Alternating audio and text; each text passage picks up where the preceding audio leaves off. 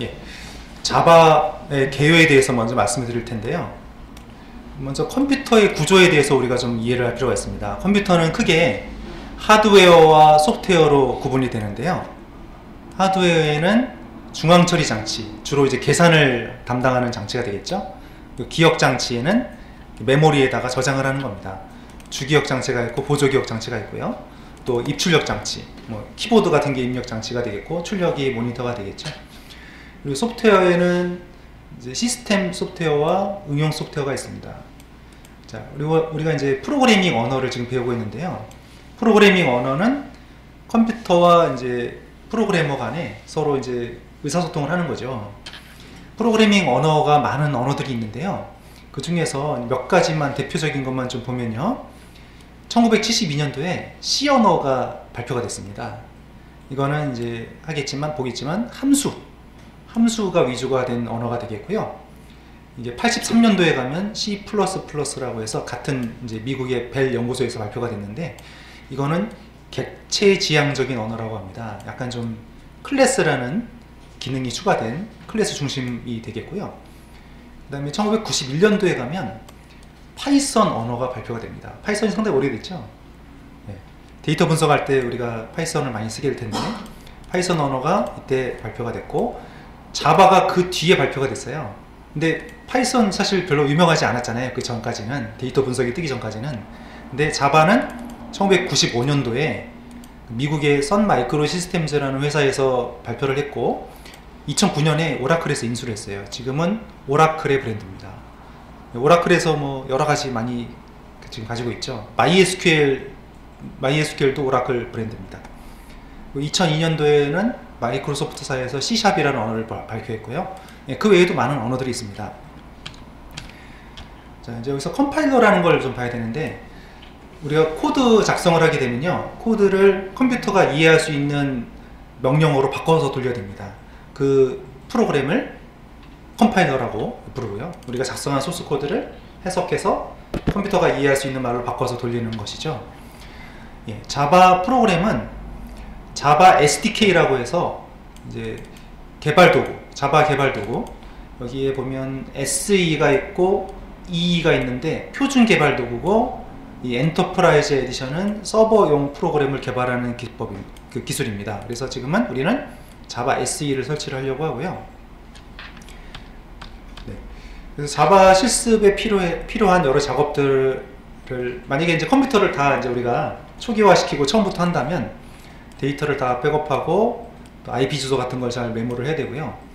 그 다음에 크롬 브라우저가 지금 혹시 깔려 있는지 확인해 보시고요. 크롬 브라우저가 없으면 주로 크롬 브라우저가 좀 빠르고 좋더라고요. 네, 크롬 브라우저를 깔아주시면 되겠고, 자바가 지금 현재 2019년 4월 현재 12 버전까지 나왔습니다. 계속 그 버전업이 꾸준히 돼가지고요. 자바 버전이 12 버전인데, 사실 실무에서는 이렇게 빠르게 지금 이제 최신 버전에 나오는 거 맞춰서 다른 것이 호환이 돼야 되니까요. 약간 좀 천천히 올라가는 경향이 있거든요. 실무에서는 보통 자바 8 정도 버전을 7, 8 버전을 아직도 많이 쓰고 있습니다. 그래서 우리는 이제 최신 버전으로 가능하면 실습을 하려고 하고요. 그래서 자바 스탠다드 에디션 12 버전을 다운로드 받을 텐데요. 지금 링크를 걸어 놨는데요. 네, 자바 오라클.com 웹 브라우저를 켜시고 오라클.com을 켜시면 되는데요. 여기 가보면 이게 자바만 아니라 뭐 오라클, 뭐 MySQL 여러 제품들을 다 소개하고 있어가지고요. 찾기가 아주 힘들어요. 그래서 좀 쉬운 자바만 깐다 할 때는 javasun.com 이걸 치면은 좀 빠르게 찾을 수가 있습니다. 그래서 밑에 거 한번 쳐볼게요. javasun.com.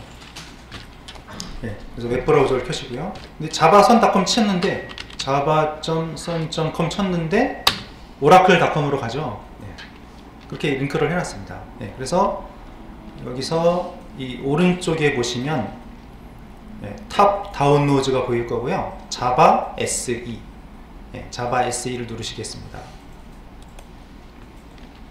자바 SE가 스탠다드 에디션의 약자고요. 보면은 지금 자바가 버전이 12 버전이 올라와 있죠. 최신 버전이요. 네, 최신 버전 12 버전이고요. 네, 거기 오른쪽에 보면 오라클 JDK 다운로드 버튼이 있습니다. 여기를 누르시고요. 그러면 이 메뉴가 나오는데요. 여기서 이 라이센스에 체크를 하셔야 돼요. 라이센스에 먼저 체크를 하고요. 그 자바는 모든 운영체제에서 똑같이 돌아가게 설계가 되어 있거든요. 보시면 리눅스용, 맥 OS용, 윈도우즈용 이렇게 나눠져 있죠. 우리는 지금 윈도우즈에서 개발을 하고 있으니까요. 윈도우즈도 두 가지잖아요.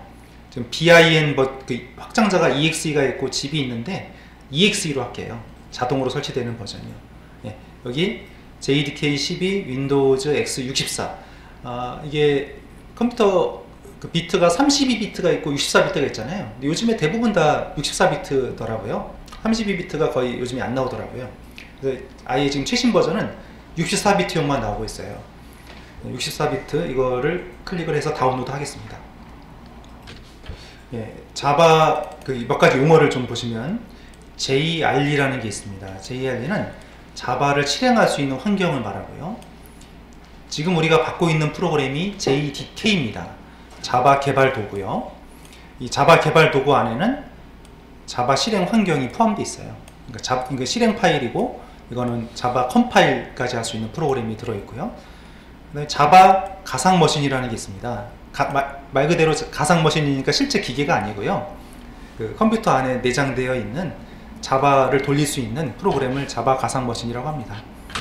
그리고 이제 우리가 이제 프로그램 설치할 때 실습할 때 좀 디렉토리를 통일해서 하려고요. 디렉토리를 이제 기본값이나 이제 개별적으로 하셔도 되는데요. 좀 익숙하시면 상관이 없는데요. 조금 처음 하실 때는 이게 설치를 했는데 어디 깔렸는지 찾기가 또 힘들거든요. 그래서 일단 수업할 때는 고정을 시키겠습니다. 그래서 설치할 때 우리가 C 드라이브에 JDK12라는 디렉토리에 이 자바가 깔리도록 그렇게 한번 해볼 거고요. 그 다음에 자바가 설치된 후에 이 환경 변수라는 걸 또 설정을 해야 돼요. 그러면 이런 이제 JDK12 이런 프로그램이 다운로드가 됐는데요. 먼저 우리가 컴퓨터 쓰실 때요, 이 파일이 있으면 이 확장자가 기본적으로 안 보이게 돼 있거든요. 그러니까 뭐뭐.exe, 뭐뭐.txt 이렇게 확장자가 좀 보이는 게 개발하실 때는 좀 편리하세요. 왜냐면 좀 이게 뭔지 잘 안 보일, 명확하지 않을 때가 있으니까요. 그래서 이 구성 메뉴 윈도우 탐색기를 켜시고요. 윈도우 탐색기 켜고요. 이제 구성 메뉴에 가서 폴더 및 검색 옵션, 거기서 보기가 있습니다. 보기 탭이 있고요. 거기에 가보면 확장자를 숨긴 옵션이 있어요. 알려진 파일 형식의 파일 확장명 숨기기가 기본 체크되어 있거든요. 이거를 풀겠습니다. 풀어서 확인해보면 이제 확장자가 이렇게 다 보이잖아요. .txt, .exe, .zip 얘네들이요. 이렇게 만들어 볼게요. 그러면 이제 JDK12 확장자 EXE인 프로그램이 다운로드가 됐고요. 더블 클릭하면 실행이 됩니다. 그러면 지금 아마 기존에 설치가 되어 있는데 다시 설치하시겠습니까? 물어보는 것 같아요. 저는 미리 설치가 되어 있었던 것 같고요. Yes에서 다시 깔겠습니다. 그러면 다음으로 가고요. 자, 여기가 중요합니다. 물론 이제 이거를 여기서 제시된 대로 그대로 디렉토리를 사용해도 아무 문제가 없는데요. 좀 우리가 실습에 원활한 실습을 위해서 통일을 할게요. 자, 이거 체인지 할게요. 디렉토리를 바꾸겠습니다. 그러니까 C의 프로그램 파일즈의 자바의 JDK12 이거 나중에 키보드로 다 쳐야 되거든요. 너무 길면 또 힘들 수가 있으니까 짧은 대로 갈게요. 체인지 하고요. 여기 보면 줄여가지고 C의 JDK12까지 갈게요. 이렇게 만들게요. 이렇게 하고 오케이. 그러면 드라이브가 지금 설치될 디렉토리가 C 드라이브 밑에 있는 JDK12란 디렉토리로 설정이 된다는 얘기거든요. 넥스트에서 깔겠습니다. 그러면 쭉 진행이 될 거예요. 금방 설치가 됐죠? 금방 끝났습니다. 뭐 넥스트 스텝을 하려면 하라고 했는데 이거는 옵션이거든요. 그냥 끝내겠습니다. 클로즈. 자, 그럼 자바가 잘 깔렸는지 한번 확인을 해 보겠습니다. 자, 우리 그 윈도우에 시작 버튼이 있죠? 시작 버튼 한번 눌러보세요. 시작 버튼 누르시면은 거기에 프로그램 및 파일 검색이라고 나오잖아요. 거기다가 cmd라고 쳐볼게요. cmd 또는 커맨드라고 써도 되고 cmd라고 써도 됩니다. cmd 치면은 네, 이런 이게 아닌데 잠깐만요. cmd 메뉴에 보면 cmd.exe가 있을 거예요. 그거를 눌러보시면 네, 이런 창이 뜨게 됩니다. 이거 제가 색깔과 폰트를 좀 바꿀게요.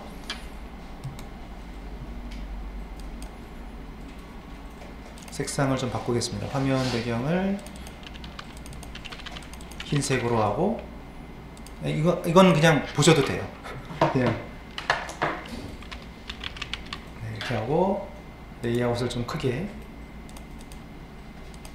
설명을 드려야 되니까 좀 크게 할게요. 이렇게. 자, 여기 보시면 C의 유저스의 유저 이렇게 이제 여기에 프롬프트가 깜빡이고 있죠. 여기서 자바 한 칸 띄고 버전 한번 쳐보세요.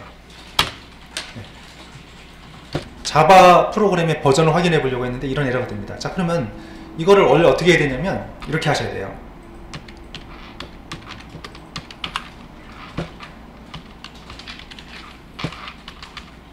이렇게 한 다음에 이렇게 치니까 자바 버전이 12 버전이다. 2019년 3월 19일 날 발표된 12 버전이다 이렇게 나오죠. 자, 그래서 우리가 지금 자바 버전 확인해 봤고 자바C가 자바 컴파일러거든요. 이게 여기 없어요. 그래서 change 디렉토리 해서 C에 JDK 12에 bin까지 들어간 다음에 다시 한번 자바C를 쳐보면 이 자바 컴파일러거든요. 이게 실행이 된단 말이죠. 그래서 지금 우리가 보셨지만 디렉토리가 이렇게 C에 JDK 12 bin까지 가야만 실행이 됐잖아요. 그럼 아무 데서나 다 쳐도 나오게 하려면 환경 변수를 설정을 해줘야 됩니다. 그래서 그 작업을 지금 하려고 하는데요. 먼저 자바 언더바 홈이라는 환경 변수를 설정할 거고요. 그 다음에 패스라는 걸 설정해서 이 C의 JDK 12의 bin 디렉토리를 추가할 거예요. 자, 이 작업을 하겠습니다. 윈도우 탐색키를 켜세요. 거기서 컴퓨터에서 우클릭을 하세요. 우클릭 속성. 거기 보면 고급 시스템 설정이 보일 겁니다. 고급 시스템 설정에 가서 환경 변수가 보이죠. 환경 변수. 여기를 누르시고요. 그러면 이런 화면이 나오게 될 겁니다. 여기 보시면 유저에 대한 사용자 변수라는 게 있고 시스템 변수라는 게 있는데요. 이거는 뭐 큰 차이는 없는데 위에 거는 이게 이제 컴퓨터 한 대에 계정을 여러 개 만들 수 있잖아요. 계정마다 따로따로 설정이 되는 거고요. 여기는 밑에는 모든 사용자에게 다 적용이 되는 변수예요. 우리 밑에 걸로 하겠습니다. 자, 밑에 걸로 해서 이게 자바 홈이 먼저 돼 있네요. 자바 언더바 홈에서 지금 C의 프로그램 파일즈 이렇게 돼 있는데 이거 고칠게요. 자, 이거 고쳐서 지금 아마 처음에 없을 거예요. 이게. 그러면 여기 시스템 변수에 새로 만들기에서 대문자로 써야 됩니다. 자바 언더바입니다. 하이픈이 아니라 언더바. 자바 언더바 홈 여기다 직접 쓰세요. C의 JDK 12. 그래서 자바 언더바 홈에서 C의 JDK 12로 설정을 했고요. 그러면 여기 이게 생겼고요. 그 다음에 좀 내려가시면 패스라는 게 보일 거예요. 패스가 있는데 편집 눌러보겠습니다. 패스 누르면 이제 저는 지금 여기 이렇게 잡혀 있는데 이거를 이렇게 할게요. 지금 여기 패스가 있고 밑에 변수 값이 있는데요. 이거는 패스라는 게 뭐냐면 아까 보셨죠? 우리가 C의 JDK 12의 bin까지 가야만 자바가 실행되고 딴 데서는 안 됐잖아요. 근데 아무 데서나 쳐도 다 되게 하려면 여기다 등록시켜 놓으면 거기를 무조건 찾아가서 실행을 시켜요. 그 디렉토리거든요. 근데 이 디렉토리는 여러 개 만들 수 있고 구분자는 세미콜론을 찍으면 돼요. 그래서 여기다가 앞에다 해도 되고 중간에 해도 되는데 맨 앞에다 쓸게요. 이렇게 하겠습니다. 네, 여기까지 쓸게요. C에 JDK12에 BIN에 세미콜론까지요. 예, JDK12에 BIN을 추가했고요. 자, 그러면 다시 이제 확인 이제 눌러서 다 닫으세요. 지금 자바 홈하고 패스에다가 자바 실행 파일의 디렉토리를 추가했습니다.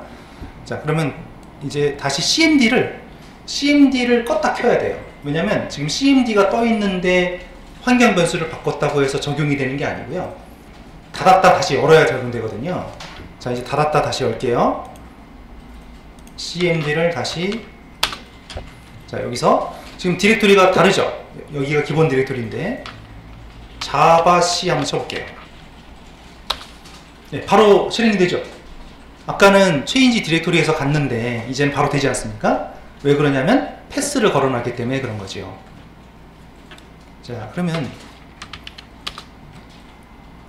자바 설치와 기본 그 설정까지, 패스까지, 환경 변수까지 잡아놨습니다.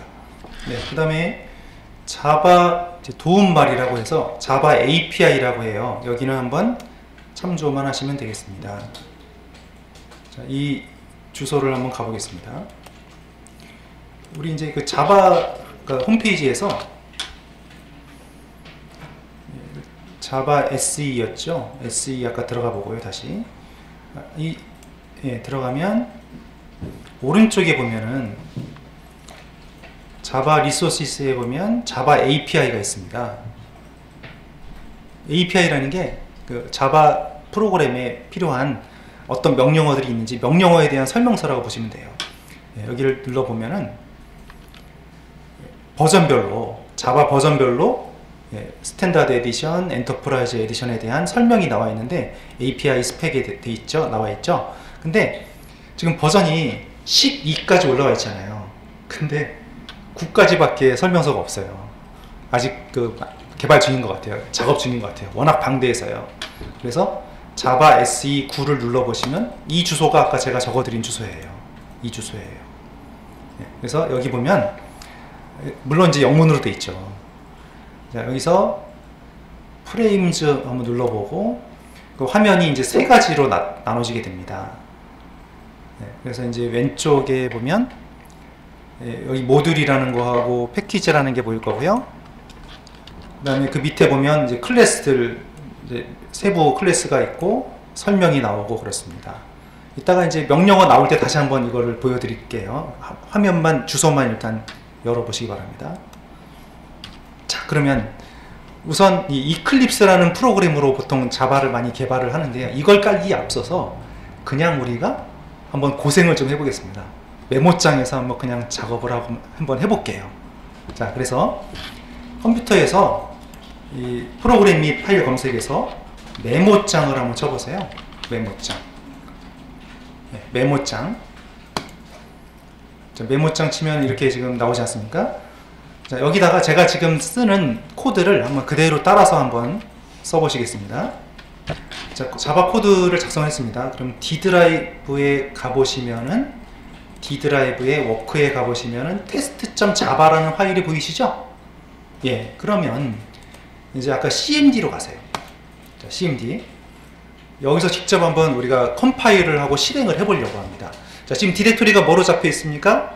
C의 유저스의 유저로 잡혀 있죠. 근데 우리가 지금 작성한 파일은 D 드라이브에 있죠. 드라이브를 바꿔야 돼요. 그래서 드라이브 바꿀 때는 D하고 콜론을 찍습니다. D 땡땡. D 콜론 찍으면 D 드라이브로 바꿔라. 얘기가 되는 거죠. 엔터 치면 D로 바뀌었잖아요. 자, 그 다음에 어디로 해야 돼요? 그 D의 워크로 또 바꿔야 되는 거죠. 체인지 디렉토리 해야 되는 거죠. CD D의 워크로 입니다. 거기서 자, 이제 컴파일이라는 걸 먼저 해야 돼요. 자, 이렇게 컴파일을 합니다. 했을 때 아무 에러가 없어야 되고요. 자, 실행합니다. 자바 한 칸 띄고 테스트라고 하고 엔터 쳤을 때 안녕하세요가 나오면 실행이 잘 된 거예요. 자, 지금 클래스라는 게 자바 프로그램에 항상 이제 들어갈 거예요. 클래스하고 이제 클래스의 이름입니다. 근데 클래스 이름은 자바 소스 코드, 확장자가 자바인 게 자바 코드거든요. 자바 소스 코드거든요. 근데 그 앞에 있는 파일 네임하고 이 클래스 네임은 같아야 됩니다. 대소문자까지 같아야 됩니다. 디렉토리 목록을 보니까요, 여기에 test.java만 있는 게 아니라 뭐가 또 생겼어요? 예, 확장자가 클래스라는 애가 생겼죠. 이게 자바 컴파일러가 소스 코드를 컴파일해서 만들어낸 파일입니다. 예, 이걸 이제 기계어라고 그래요.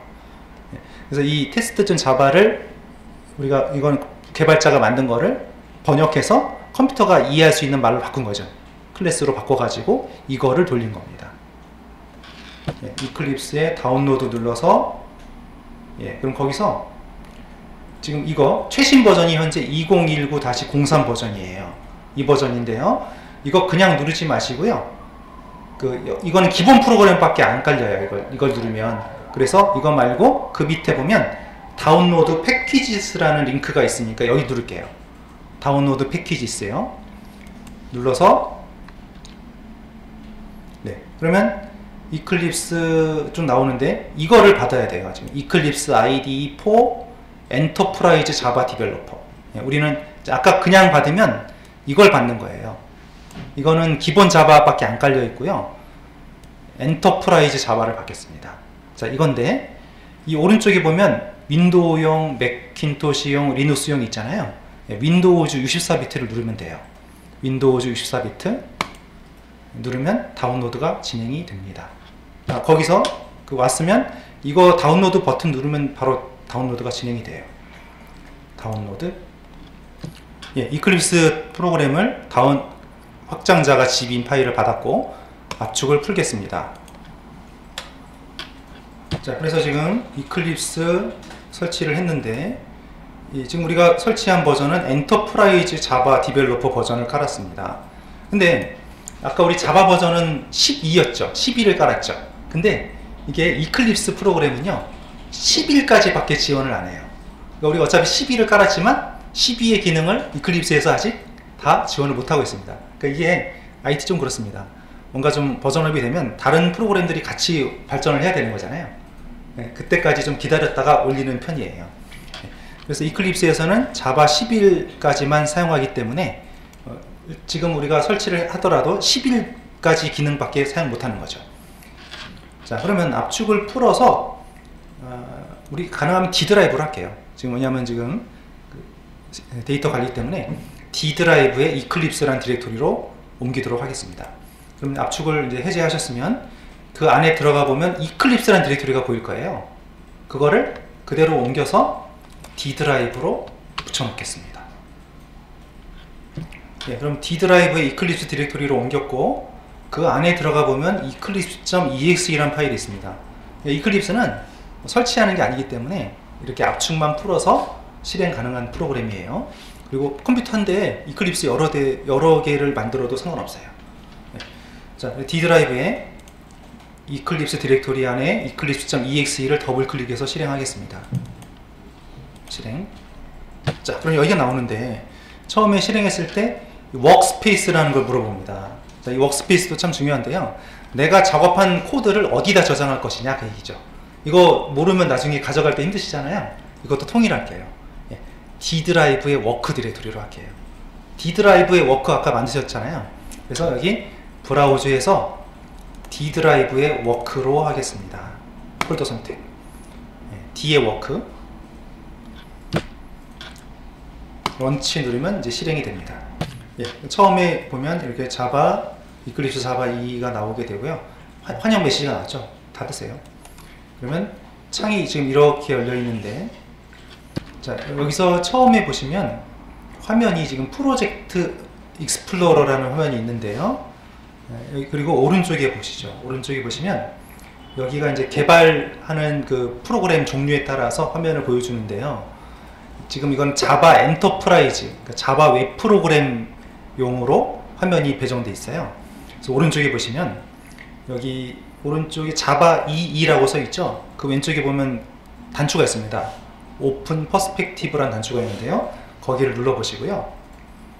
눌러서 그냥 자바가 있죠. 네, 그냥 자바로 오픈을 할게요. 그럼 화면이 좀 아까랑 좀 다르게 되죠. 여기가 패키지 익스플로러가 나오고 있고요. 아까 처음에는 프로젝트 익스플로러였는데 여기 이게 또 생겼죠. 자바를 찾은 거예요. 네. 그러면 자바로 바뀌었고, 여기서 자바 프로젝트를 하나 만들려고 합니다. 프로젝트라는 걸 먼저 만들고 그 안에 소스 코드를 만드는 거거든요. 그래서 create 자바 프로젝트 여기를 한번 눌러볼 거예요. 눌러서 프로젝트 이름은 뭐 크게 중요하지 않지만 일단 우리 자바 01이라고 하겠습니다. 나중에 바꿀 수도 있거든요. 자바 01 프로젝트 이름에 자바 01 네, 이렇게 하고 피니시. 네, 근데 여기 보시면 자바 지금 보시면 10일까지가 밖에 이클립스에서는 표시가 안 되죠. 12가 안 나오죠 아직. 네, 12가 나온 지 얼마 안 돼서요. 이클립스에서 아직 좀 만들고 있는 중인 것 같아요. 11로 하고 피니시. 모듈이라는 걸 만들다고 하는데 만들지 않아도 됩니다. 네, 만들지 마시고요. 그러면 자바 01이라는 프로젝트가 이렇게 만들어지면 되는 겁니다. 예, 그러면 지금 자바 01이라는 프로젝트가 만들어졌고요. 여기 src가 자바 코드를 작성하는 디렉토리입니다. 근데 좀 이따 우리가 작업을 하겠지만은 우선은 처음에 그냥 할게요. 자, 여기서 src에서 마우스 우클릭을 하세요. src에서 마우스 우클릭입니다. new하고 방금 우리가 작성했던 걸 한번 써보려고요. 클래스를 선택하시고요. 클래스에다가 첫 글자가 대문자 T, 테스트라는 것으로 만든 다음에 피니시 하겠습니다. 네, 이렇게 지금 만들어졌죠. 자, 그러면 이렇게 만들어졌습니다. 근데 여기 패키지라는 건 디렉토리를 이제 자바 01이라는 디렉토리를 하위 디렉토리를 만들어서 자동으로 만들어 준 거고요. 여기는 바꿀 수도 있습니다. 자, 글씨가 너무 작으니까 제가 글씨를 좀 키워 보겠습니다. 그 윈도우의 프레퍼런시스 여기 환경 설정이거든요. 윈도우의 프레퍼런시스 네, 환경 설정 메뉴에 가보면 이 제너럴이 보이죠? 메뉴에 거기에 어피어런스에 컬러 앤 폰트가 있습니다. 제너럴의 어피어런스에 컬러스 앤 폰트에 가서 베이식에 맨 밑에 내려가면 텍스트 폰트가 있어요. 거기를 바꾸면 전반적으로 적용이 돼요. 다시 윈도우 프레퍼런시스 제너럴 어피어런스 컬러 앤 폰트 베이직의 맨 밑에 텍스트 폰트 거기서 에디트 눌러서 좋아하시는 폰트로 바꾸세요. 자, 거기다가 방금 전에 우리가 작성했던 코드를 써보겠습니다. 똑같이요.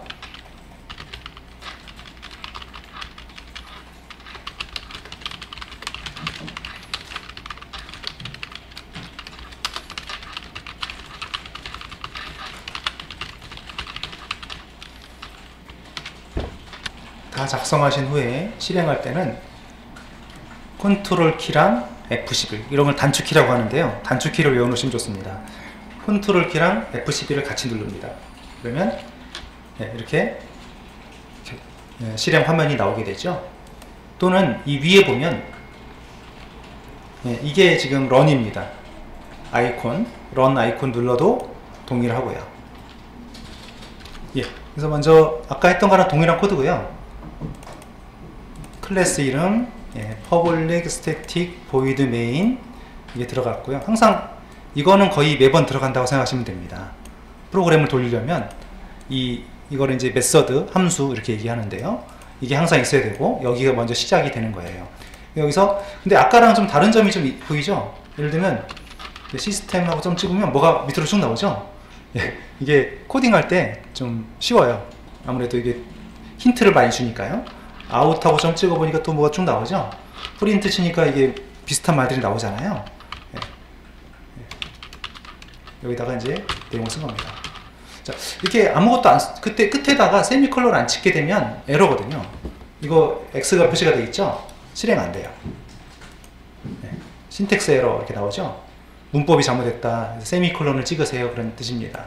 세미콜론을 찍어야만 네, 되고요. 자, 그런데 아까는 우리가 이렇게 작성한 다음에 cmd로 나갔잖아요. 나가가지고 거기다가 또 자바c 명령어 치고 자바 명령어 쳐서 답이 나왔죠. 근데 이번에는 그냥 단추 하나만 누르니까 다 돼버렸잖아요. 예, 이클립스 프로그램에서 다 해준 거예요. 예, 원래는 그렇게 우리가 컴파일을 하고 실행을 할 거를 이클립스가 다 처리를 해준 겁니다. 예, 이렇게 답이 나왔습니다.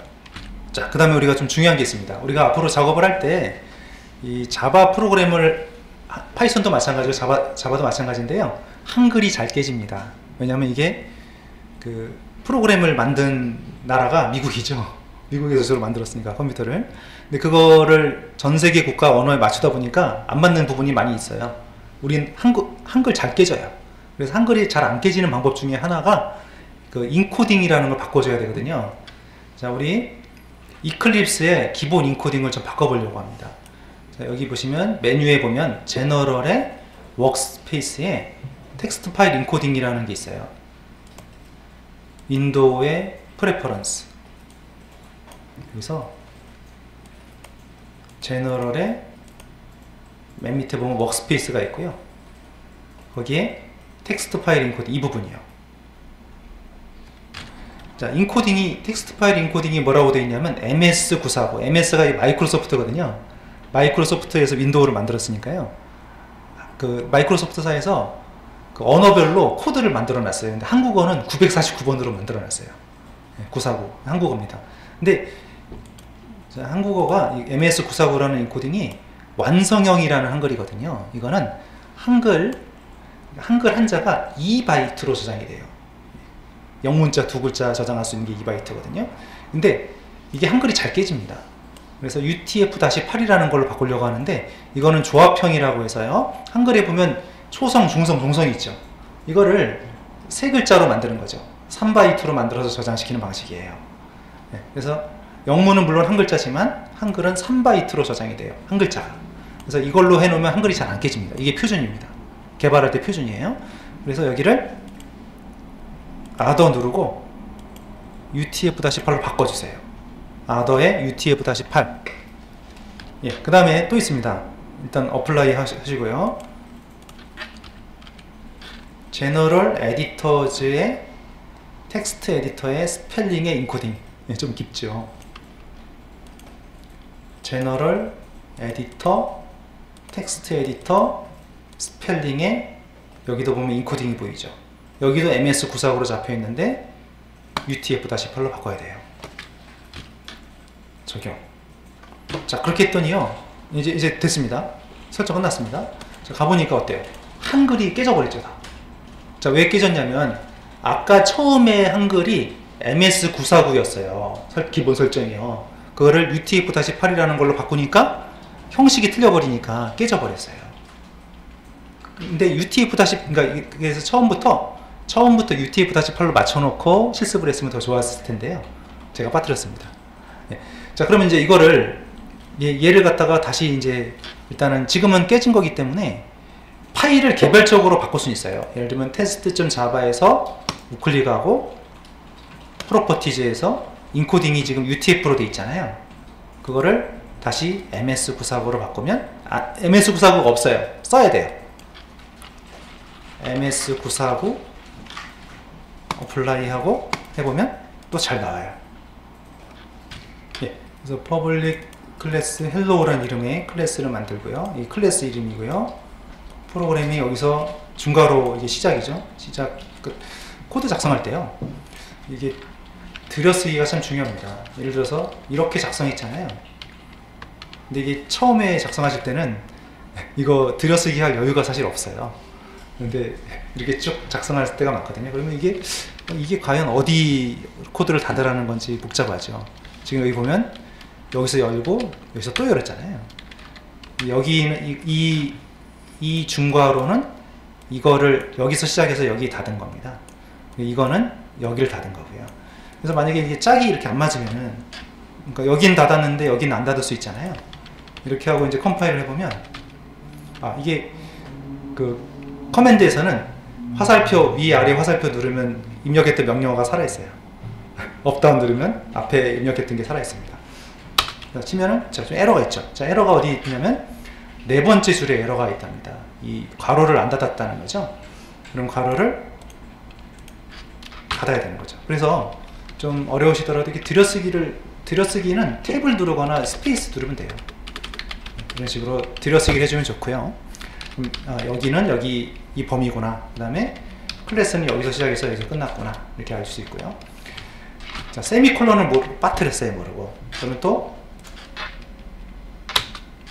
에러가 났죠. 세미콜론이 빠졌다는 얘기잖아요. 그러면 여기 다시 붙이고, 근데 이제 예를 들어서 또 이걸 빠뜨렸어요. 그러니까 여기 짝이 중요하다는 얘기죠. 이 다운표인데, 다운표가 열렸는데 안 닫혔죠. 자, 이 상태로 그냥 다시 실행하면 이렇게 여긴 다운표가 있는데 뭐가 닫힌 게 없다는 얘기잖아요. 이런 식으로 문법을 잘 맞춰줘야 됩니다. 컴퓨터가 단순하거든요. 정확하게 우리가 잘 찍어줘야, 작성을 해줘야 실행이 됩니다. 이상 없으면 지금 디렉토리 보면 hello.class라는 게 생겼죠. 컴파일러가 실행을 해서 만든 바이트 코드라고 합니다. 이걸 실행할 때는 자바 한 칸 띄고 클래스 이름만 적는 거예요. 점 클래스 쓰는 거 아니에요. 이런 식으로 이제 실행을 했다는 얘기죠. 자, 이제 어차피 실습을 계속 해나가면 이 src 디렉토리 밑에다가 자바 코드를 쭉 작성하는데요. 이게 우리가 자바를 거의 한 달 동안 배울 거라서요. 많은 파일들을 작성하게 되니까 디렉토리 하나로는 모자랍니다. 그래서 하위 디렉토리를 많이 만들 거거든요. 그래서 src 밑에요. new 패키지 한번 눌러보세요. 패키지. 자바에서 패키지라는 건 디렉토리예요. 패키지.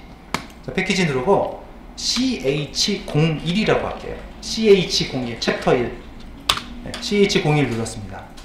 그러면 ch01 눌렀는데 아까랑 좀 다르게 여긴 노란색인데 여긴 흰색이죠? 패키지만 있고 아직 파일이 안 만들어졌다는 얘기예요.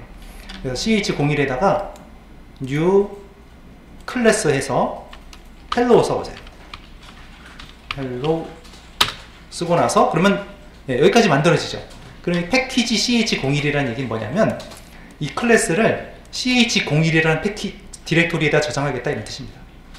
그러면 여기 안에를 이제 메인을 만들어주면 되는 거죠.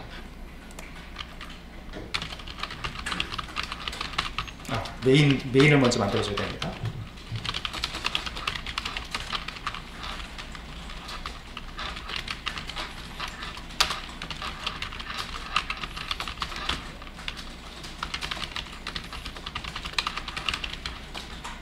이렇게 저장하시고 컨트롤 F11로 실행. 그러면 답이 나오게 되는 겁니다. 패키지를 src 밑에요. new 패키지에서 ch02라고 먼저 만들어 주시고요. 거기다가 new 클래스에서 ex01이라고 하겠습니다. 그럼 기본 코드가 만들어지는데 거기다가요 public static void main 이렇게 하고, 자 이제 이런 말이 나오는데요. 제가 좀 또 빠르게 치기도 했죠 지금. 이렇게 하고,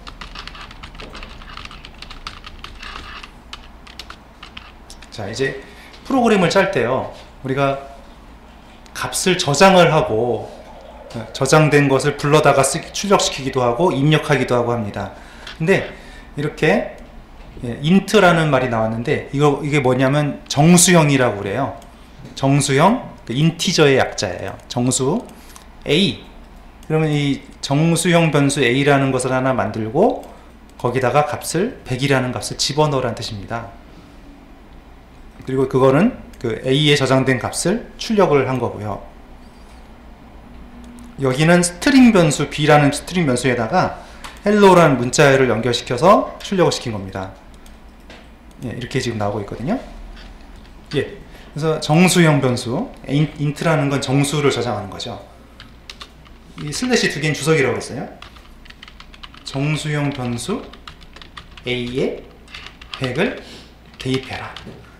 이게 여기 이퀄이라는 게 같다라는 뜻이 아니라 대입하라는 뜻이라고 했습니다. 그러면 이건 뭐겠어요?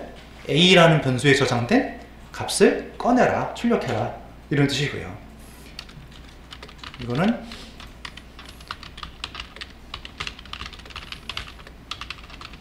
A에 저장된 변수 A라는 변수에 저장된 값을 출력했어요. 근데 100을 했다가 또 하다 보니까 계산해야 되니까 값이 바뀔 수가 있겠죠. A에다가 500을 집어넣었어요. 500을 집어넣고 또 다시 한번 또 출력을 시켜볼게요. 자, 이렇게 하니까요, 처음에는 100이라는 값을 시키는데 값을 바꾼 다음에 찍어보니까 500 이렇게 나오죠. 네, 이렇게 값을 중간중간에 프로그램을 돌리다가 바꿀 수 있다고 그래서 이걸 변수라고 그래요. 변하는 수, 변수요. 자, 그런데 이거는 숫자죠. 정수 값이요.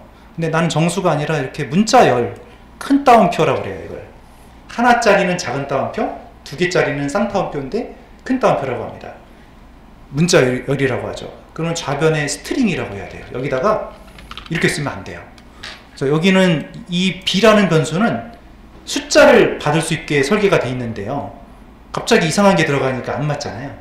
에러가 나는 거예요. 네, 그래서 여기는 앞에 스트링을 붙여야 되는 겁니다. 자, 그러면 이럴 수가 있겠죠. 자, 또 C라는 변수가 있는데요, 이번에는 3.14를 저장을 하고 싶어요. 자, 근데 또 여기 에러가 나 있죠. 왜냐면 이런 소수점이 있는 숫자를 프로그램에서는 실수라고 하는데요, 실수 값을 저장할 때는 int로는 안 돼요. 얘는 int는 정수형, 정수만 담을 수가 있고요, 이런 소수 이하의 값을 담을 수가 없습니다. 그럼 이걸 뭘로 바꿔야 되냐면 더블이라는 말로 바꿔줘야 돼요. 네, 그렇게 하고 출력을 시켜볼게요.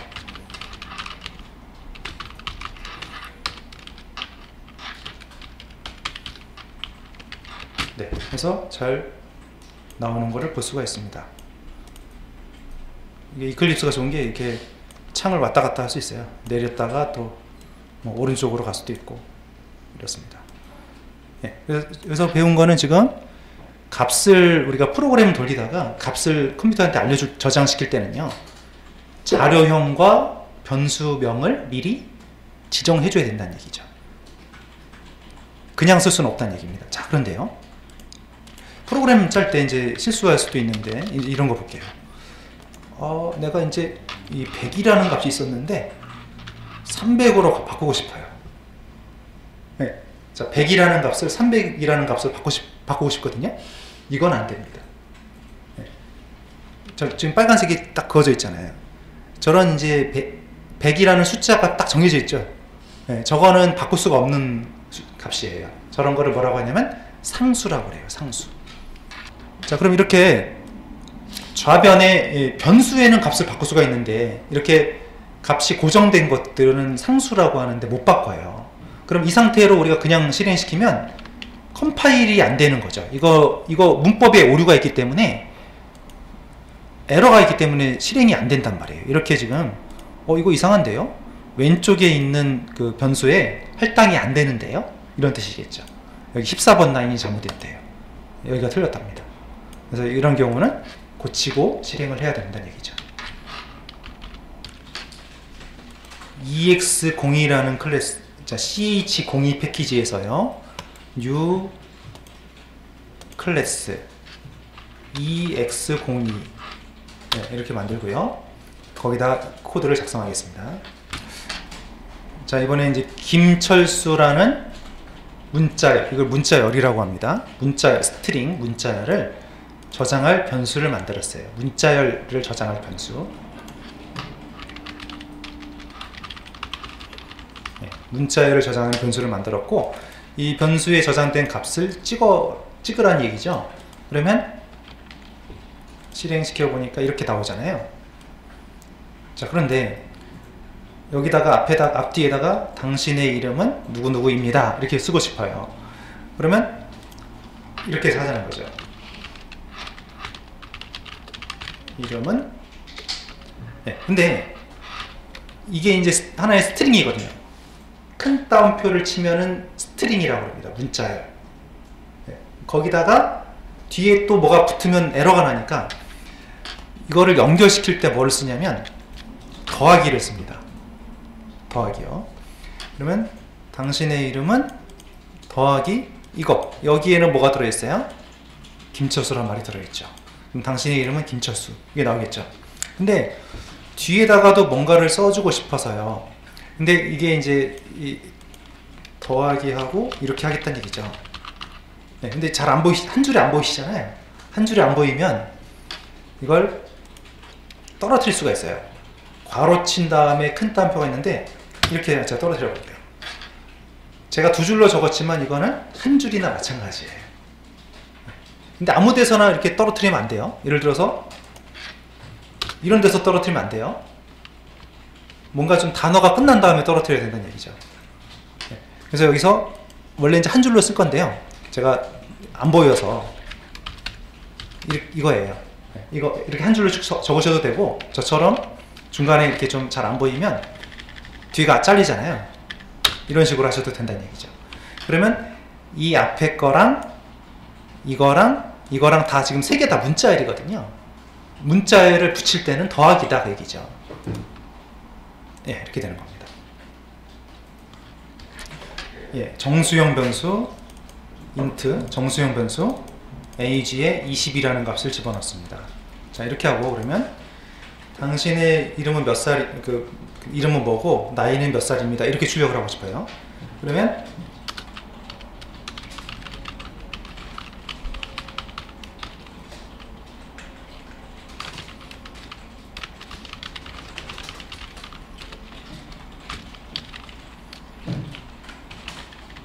네, 여기도 좀 앞으로 좀 밀을게요. 네, 이렇게 하겠습니다. 이거 너무 크니까 제가 떨어뜨릴게요. 네, 이렇게 지금 작성을 하고 실행을 시켜 보겠습니다. 그러면 김철수님은 20세입니다. 이렇게 나오는 거죠. 그럼 여기 있는 값만 좀 바꿔내면 네, 값이 나오겠네요. 그러니까 여기도 보면 이게 스트링이고 얘도 스트링, 얘도 스트링, 연결이라고 했죠. 근데 이거는 숫자입니다. 숫자랑 문자열은 원래 계산을 못하게 돼 있죠. 근데 숫자를 잠깐 문자열로 바꿨다가 붙인 거예요. 그러니까 이 age라는 변수가 원래 정수형이었는데요. 정수형 변수를 잠깐 스트링으로 살짝 바꿨다가 여기서 스트링끼리니까 붙이기가 된 거거든요. 그래서 이렇게 나올 수가 있겠습니다. 그래서 연도가 있고 1990년생, 그리고 나이는 2019에서, 물론 이거를 나중에 프로그램을 돌려서 현재 몇 년도인지 계산하는 코드가 또 있어요. 그건 나중에 또 배워야 되고요. 2019라고 고정시킨 거죠. 2019에서 이 2어에 저장된 값을 뺍니다. 뺀 것을 좌변에 집어넣는 거죠. 그래서 그게 출력이 돼서 29세 이렇게 나온 거죠. 그러면 여기를 빼면은, 여기를 좀 바꾸면은, 자, 이렇게 바꾸면 거기에 따라서 또 계산이 새로 되겠죠. 예, 이렇게 해보시면 되겠습니다. ch02에 이제 ex03을 만든 겁니다. 자, 그리고 메인 메서드,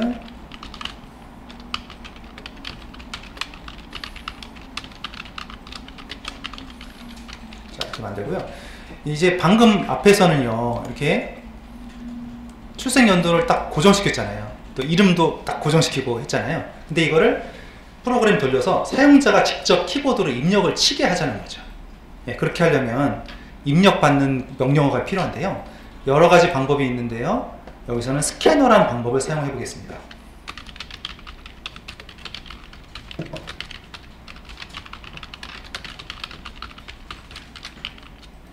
예, 그래서 스캐너라는, 이제 자바에서는 참고로 첫 글자가 대문자로 작성이 되어 있으면 이걸 클래스라고 합니다. 미리 만들어진 자료용 클래스. 네, 여기 소문자로 쓰시면 안 돼요. 대문자로 쓰셔야 돼요. 여기도 지금 스트링도 첫 글자가 대문자입니다. 예, 스캐너란 이름의 클래스를 만들었고요. 자, 여기 시스템도 앞에 첫 글자가 대문자죠. 예, 아까 출력할 때는 system.out이라는 말이 나왔는데요. 이번에는 system.in이라고 되어 있죠. 이거는 뭔가 입력받는 입력 장치를 말합니다. 네, system.in. 자, 그럼 이 스캐너라는 클래스는 입력을 지원하는, 키보드 입력을 지원하는 클래스인데요. 자, 근데 여기서 빨간 줄이 그어졌죠. 그러면 이거는 자바에서 컴파일러가 이 스캐너라는 걸 못 찾겠다는 거예요. 그러면 마우스를 살짝 올려보세요. 올려보면 거기에 밑에 import라는 힌트가 떴죠. 예, 그 4개가 나왔는데 잘 찾으셔야 됩니다. java.util에 있는 걸 쓰셔야 돼요. 그러니까 이거 import 스캐너에 java.util이라고 적혀있는 여기요. 이 위치는 다를 수 있습니다. java.util 눌러볼게요. 그러면 에러가 사라지고 이게 생겼죠. 이걸 직접 쳐야 되는 걸 이클립스에서 도와준 거예요. 자, 그러면 직접 여기로 한번 쳐보겠습니다.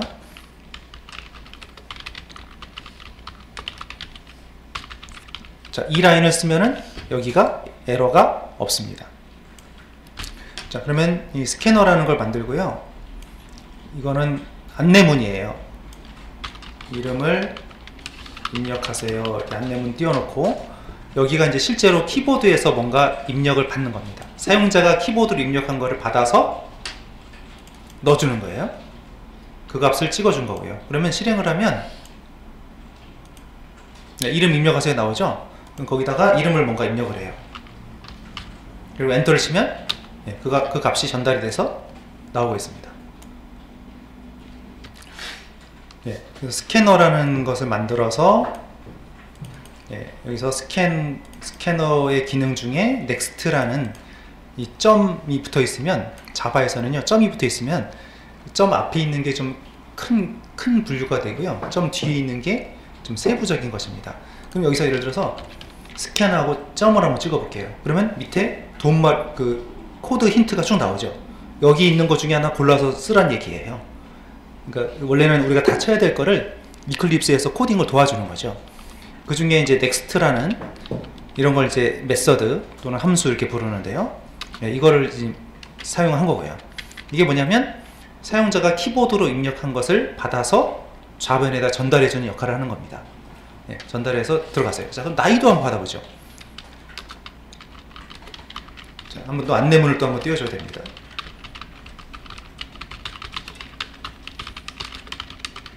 네, 나이 입력하세요 하고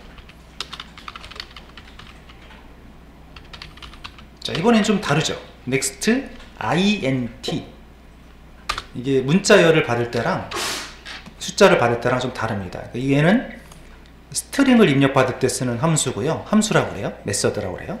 이거는 정수를 입력받을 때 쓰는 겁니다. 왜냐면 지금 왼쪽에 좌변에 정수형으로 해놨으니까요. 여기는 스트링형으로 해놨고요. 이 자료형에 따라서 사용하는 명령어가 다른 거죠. 네, 이렇게 하고 이제 실행해 보겠습니다.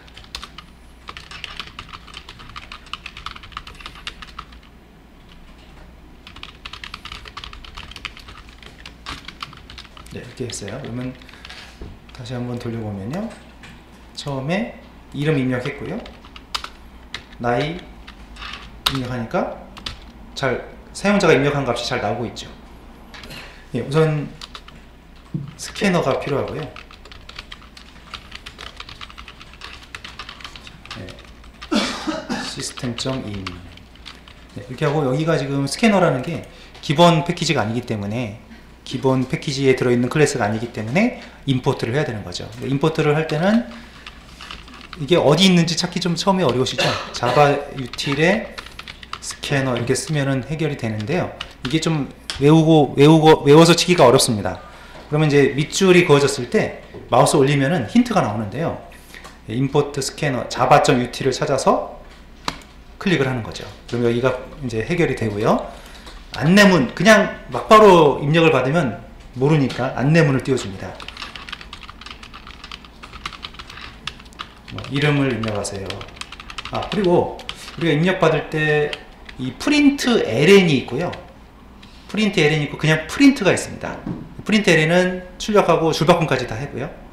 프린트까지만 쓰면 줄바꿈을 안 해요. 그러면 이렇게만 써도 되거든요. 그래서 먼저 이름을 먼저 받고요. 네, 이렇게 받고 나이를 입력하세요. 아, 나이가 아니라 출생연도죠. 네, 이렇게 하고 네, 이게 함수가 다릅니다. next int 근데 이게 첫 글자가 대문자입니다. i가 대문자입니다. 소문자 쓰면 또 안됩니다. 자바에서는요 단어가 2단어 이상이 이어지잖아요. 지금 next하고 int가 붙어있죠. 그러면 이게 그냥 소문자로 다 적으면 이게 눈에 잘 안 띄잖아요. 그래서 단어가 두 단어 이상일 때는 첫 글자를 대문자로 쓰는 문법을 많이 채택합니다. 대문자 I 이렇게 하고, 그러면 이제 계산을 해야 되는데요. 자, 출력을 바로 그냥 막바로 시킬 수도 있고요. 그래서 이름은 뭐고 나이는, 자 근데 여기다가요, 이제 여기가 문제입니다. 지금 2019년에서 저걸 빼야 되잖아요. 버스를 빼야 됩니다. 이거 두 줄로 떨어지니까 밑으로 제가 이렇게 할게요. 자, 에러가 났죠. 보시면 이상 없게 쓴 것 같은데요. 그러니까 왜 그러냐면 여기가 지금 뺄셈이 들어갔습니다. 이거 식을 먼저 여기를 계산을 한 후에 연결이 되는 거잖아요. 그래서 이럴 때는 둥근 괄호, 소괄호라고 하죠. 소괄호를 하나 써주면 좋습니다. 그럼 여기를 먼저 계산을 다 끝낸 후에 처리가 되는 거거든요. 자, 다 됐습니다. 실행을 해볼게요. 네, 이름을 입력하고 출생연도를 입력하니까 이름과 나이가 잘 나오고 있습니다. 자, 이 스캐너 클래스를 좀 보여드리려고 하는데요. 자, 우리 아까 잠깐 윈도우 탐색기를 여시고요. C 드라이브에 우리 JDK 12 디렉토리를 가보세요. 예, 거기서 LIB 디렉토리 여기까지 가보겠습니다. 자, 여기 가보시면은 C의 JDK 12 LIB 보면 src.zip이라는 파일 보이시죠? 예, 이게 자바에서 미리 만들어 놓은 클래스 파일들의 소스 코드가 여기 담겨 있습니다. 압축 파일로 되어 있거든요. 이거를 한번 그냥 압축 한번 풀어볼게요. 제가 마우스 우클릭하고 src 디렉토리에 푸는 걸로 한번 해볼게요. 압축을 그냥 단순하게 푸는 겁니다. 자, 압축 푼 거를 들어가 보면요, 거기 보면 java.se 들어가 볼게요. 그래서 지금 src의 java.base에 자바에 들어갔더니 자바 밑에 랭이라는 디렉토리가 보일 거고요. 거기 안에 가면은 지금 스트링 클래스, 시스템 클래스 보이죠? 또 스트링 클래스 보이죠? 자바에 여기 util에 가보니까 아까 방금 사용했던 스캐너가 보여요. 네, 자바 코드입니다. 이거 메모장에 한번 열어볼게요. 네, 이런 식으로 코드가 지금 만들어져 있습니다. 미리 만들어진 코드입니다. 자, 이거 잘 안 보이시죠? 그러면 이거를 이클립스에서 보는 방법을 알려드리겠습니다. 자, 이클립스에서요, 우리 뉴하고 스캐너 이렇게 보이잖아요. 스캐너에 마우스를 찍어 놓고요, F3을 한번 눌러보세요. F3 단축키 F3 누르니까 저는 이게 바로 연결이 되어 있는데 아마 바로 연결이 안 되는 경우도 있습니다. 어떤 파일을 첨부하라고 이렇게 나올 때가 있어요. 그러면 아까 제가 방금 봤던 디렉토리 있죠? src.zip을 딱 가르쳐 주면은 압축이 풀리면서 나와요. 자, 다른 클래스도 볼게요. 시스템도 F3 눌러볼게요. 이게 시스템 클래스의 코드예요. 지금 2000 라인이 넘죠? 스트링 클래스도 열어볼게요. 스트링, 여기서 F3. 스트링 클래스가 java.lang이라는 패키지 안에 들어있고요. 총 3000 라인이 넘네요. 이런 식으로 미리 만들어진 코드를 우리가 갖다 쓴 거고요. 아까 스캐너 다시 한번 F3 눌러보겠습니다. 그럼 이 스캐너가 java.util이라는 패키지 안에 들어있고요. 거기서 아까 우리가 호출했던 next라는 함수를 한번 찾아보니까 이렇게 봐야 되는데요. 어떤 그 메서드가 쭉 있는지, 함수라고 그러는데 메서드라고 하는데요. 단축키 컨트롤 O, 영문자 O 있죠? 눌러보시면 이게 변수들하고 클래스의 변수하고 함수들이 쫙 나와요. 그 중에서 그냥 next 눌러보겠습니다. 자, 이게 아까 호출된 거였어요. 아까 scan.next 있잖아요. 그러면 이 코드가 실행이 됐던 거고, 또 scan.nextint가 있었죠. nextint도 찾아보겠습니다.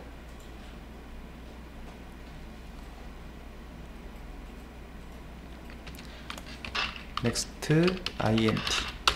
네, 여기.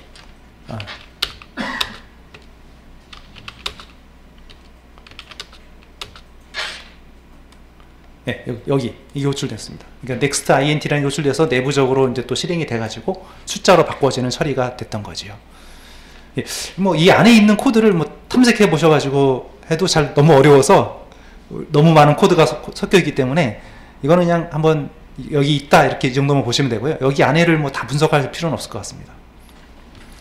명령행 매개 변수라는 거를 여기 보면 스트링 항상 이게 나오니까요. 이게 뭔지를 좀 알려드리기 위해서 명령행 매개 변수라는 거를 한번 보고 있습니다. 예, 그래서 여기 이제 스트링하고 이 부분이 이제 좀 이따 말씀드리겠지만 배열 참조 변수라고 하거든요. 근데 여기 이거는 바꿔도 돼요. 예를 들어서 여기 지금 args 돼 있는데 여기 뭐 이렇게 바꿔도 문제가 없습니다. 그러니까 변수 이름이니까요. 변수 이름은 겹치지만 않으면, 그리고 시스템에 프로그램에서 이미 쓰고 있는, 예를 들면 변수 이름을 클래스 이렇게 쓰면 안 되겠죠. 이건 왜냐면 프로그램에서 이미 쓰기로 예약을 했으니까요. 못 쓰는 거죠. 우리 핸드폰 번호 보면 좋은 번호들은 다 예약돼 있잖아요. 못 쓰잖아요. 마찬가지입니다. 자, 이런 명령어들 얘네들은 변수명으로 쓰면 안 돼요. 근데 뭐 이름하고 여기하고만 맞으면 되는 거니까요. 이름이니까요. 자, 근데 이제 기본값으로 쓸게요. 이렇게 하겠습니다. 자, 그러면 여기 args에 0번하고 1번을 해봐라 그랬는데요. 이거 그대로 돌리면 실행이 안 돼요. 그대로 돌려보겠습니다. 그대로 돌렸더니요. 이런 문제가 발생하죠. 이게 무슨 얘기냐면, 이 입력된 값이 없는데 찍으라고 해서 에러가 난 거예요. 자, 그러면 이거를 실행하는 방법을 말씀드리려고 하는데요. 자, 먼저 여기서 이클립스에서 바로 해드릴 수 있는데, 이거를 또 메모장으로 한번 카피해서 해보겠습니다. 자, 여기부터 여기까지 카피하세요. 패키지는 빼고 하겠습니다. 그럼 퍼블릭 클래스 테스트 02 부분을 카피해서 또 메모장에다가 한번 붙여보겠습니다. 일단 주석은 뺄게요. 빼고 이렇게 이 부분만 저장을 D 드라이브에 워크에 테스트 02.java 테스트 02 클래스 만들고 이제 메인 메서드 만들고, 자, 이 부분을 이제 했는데요. 자, 아까처럼 또 cmd에 갈게요. cmd D 드라이브로 먼저 바꾸고요. D 콜론 디렉터리 바꿔야죠. change 디렉터리 D에 워크까지 가고요. 거기에 가보면 지금 테스트 02가 있겠죠. 컴파일 하겠습니다. 자바C하고 테스트 02.java. 에러 없이 딱 떨어졌습니다. 잘 됐습니다. 실행. 자바 한 칸 띄고 클래스 이름만. 에러 났죠. 아까 이클립스에서 실행했던 거랑 똑같은 화면이잖아요. 자, 그럼 여기다가 이렇게 한번 해보세요. 자, 실행만. 컴파일은 끝났으니까요. 한 칸 띄고, 테스트 02 한 칸 띄고, 이름을 쓰고, 한 칸 띄고, 나이를 쓸 거예요. 그러니까 달라진 부분은 이 부분입니다. 이런 식으로 지금 실행을 시켰고요. 이름, 나이, 여기가 이제 출생 연도인데 스트링이니까요. integer.pass int 함수 안에다 집어넣으면 스트링이 숫자로 바뀌어서 계산이 되죠. 참 이게 이 함수가 중요한 함수겠죠. 그러니까 이거는 미리 만들어 놓은 걸 우리가 그냥 쓴 것 뿐이고요. 이제 이런 거를 우리가 직접 짜려면 많은 또 사실 시간과 노력이 들게 됩니다. 그리고 이제 출력을 시키면 나이가 나오게 되는 겁니다. 자, 근데 이클립스에서는 이걸 그대로 돌려버리면 에러가 납니다. 자, 이클립스에서 매개 변수를 전달을 해야 되는 건데요. 자, 위에 보시면은 여기가 실행이잖아요. 실행 옆에 드롭다운 단추가 있죠. 드롭다운 단추를 누르겠습니다. 자, 누르시면 밑에서 두 번째 보면 Run Configurations라는 메뉴가 있어요. 여기 누르겠습니다. 다시 여기 그냥 실행하면 에러가 나니까요. 이 실행 단추 옆에 보면 드롭다운 단추가 있죠. 눌러서 Run Configurations 눌러가지고요. 자, 여기가 중요한데요. 자, 이 오른쪽에 보면 메인이라고 되어 있고 지금 실행할 클래스 이름이 나오고요. 자, 두 번째 보면 Arguments라고 있죠. 여기를 선택해야 됩니다. 자, Arguments 선택한 다음에 Arguments를 여기다가 전달할 값을 두 개를 쓰시면 되는 거예요. 여기다가. 그럼 아까 우리가 cmd에서 옆에다 썼듯이 여기다 쓰면 되는 겁니다. 자, 써볼게요. 쓸 때는 엔터를 쳐도 되고 공백 한 칸 이상, 예, 스페이스 한 칸 이상 또는 엔터 하시면 됩니다. 그냥 이렇게 할게요. 네, 이렇게 할게요. 이런 식으로 하고 밑에 보면 런이 있죠? 런 하니까 어때요? 이제 계산이 잘 정상적으로 되고 있죠? 네, 드롭다운 단추 누르고 런 컨피규레이션즈의 아규먼츠의 값을 바꿔주시면 되겠습니다. 그러니까 여기 치는 게 결국은 이 CMD에서 이 뒤에다 붙이는 거랑 같은 효과인 거죠. 네, 그래서 이름이 있고 월급이 있고요. 보너스는 셀러리 월급에다가 300%니까 곱하기 3만 한 거고요. 자, 350%라고 해야 되면 어떻게 해야 될까요? 그러면 실수값이 들어갑니다. 인트로는 안 되고요. 이제 더블이라는 자료용을 또 써야 됩니다. 그건 다음 시간에 하겠습니다. 지금은 이제 정확히 딱 떨어졌으니까 곱하기 3만 했고요. 그리고 12개월치 월급에다가 보너스 더하니까 이게 총액이 되겠죠. 그래서 이렇게 출력을 시켰습니다. 그럼 실행시켜 보니까 이렇게 나오고 있습니다.